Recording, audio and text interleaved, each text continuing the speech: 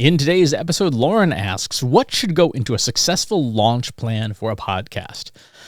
Well, I mean, it's like any other product launch. A podcast is nothing more than an informational product, and it may or may not come with a price tag, at least in terms of financial terms, but it always comes with a price tag of someone's time, right? They have to spend time, invest time listening to your show.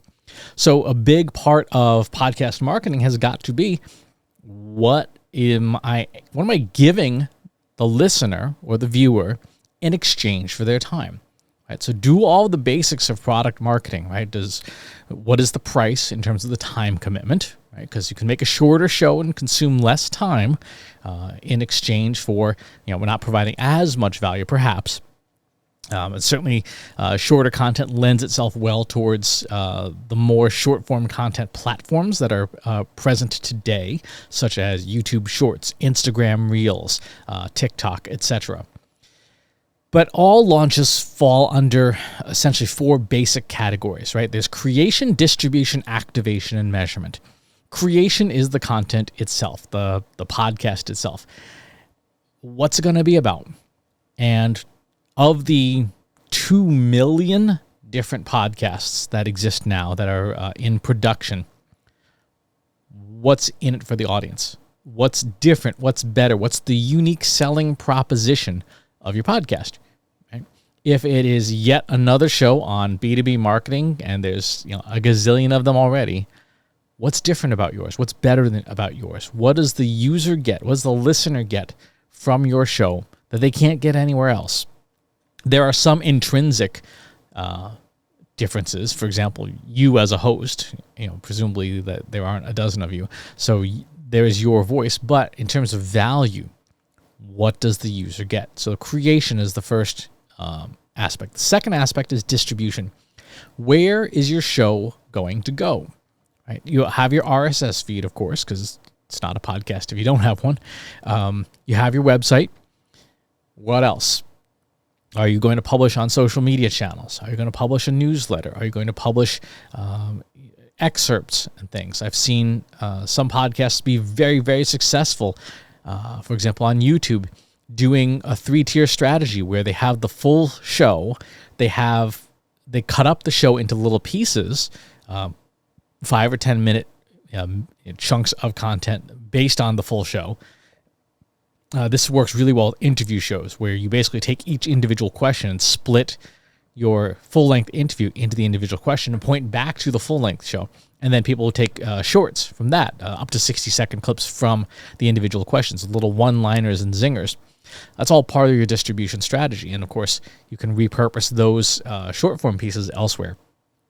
Email newsletter. Right? Are you going to have one?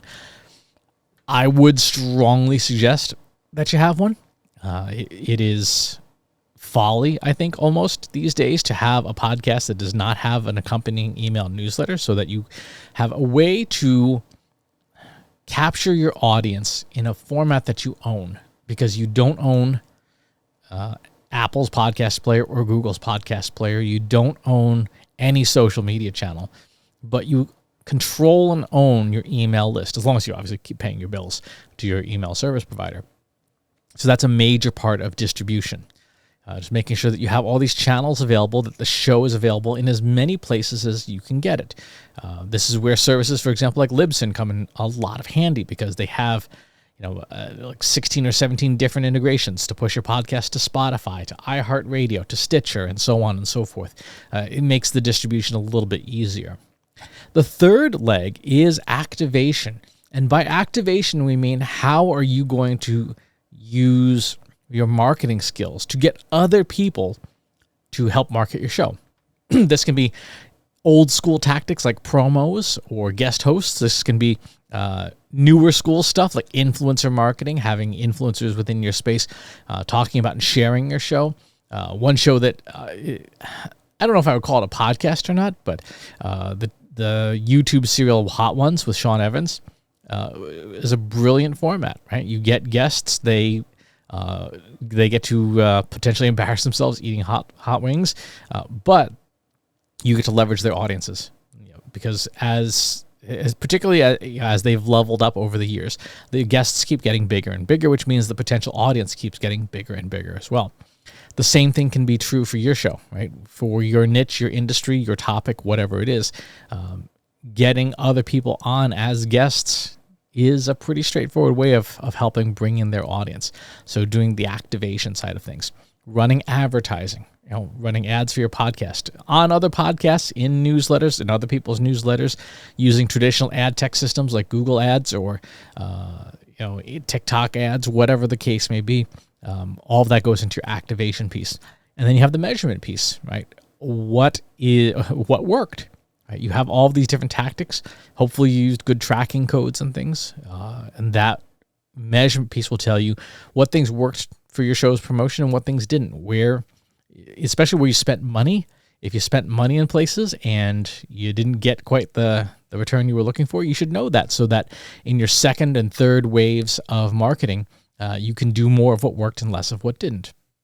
So that's how you do a podcast marketing launch plan in those 4 pieces: creation, distribution, activation, and measurement. It's like any other product. So the same efforts, the same techniques and technologies that you would use to sell a pack of gum or a college education, you would use for a podcast, just knowing that you're not asking for money, you're asking for attention. And these days, attention is more scarce, honestly. It's harder to keep someone's attention for more than a few seconds these days. So that's the plan. There's obviously a lot of flexibility in each of the 4 categories, but you need all 4 categories. In terms of allocating time, 50% should go in the creation, making sure that your show is worth listening to or worth watching, right? If it's not, then nothing else matters because you're never going to get any traction. 20% goes into distribution, 20% goes into activation, 10% goes into measurement. That's a healthy breakout for a launch of a podcast, because you want to make sure, again, the show's got to be high quality.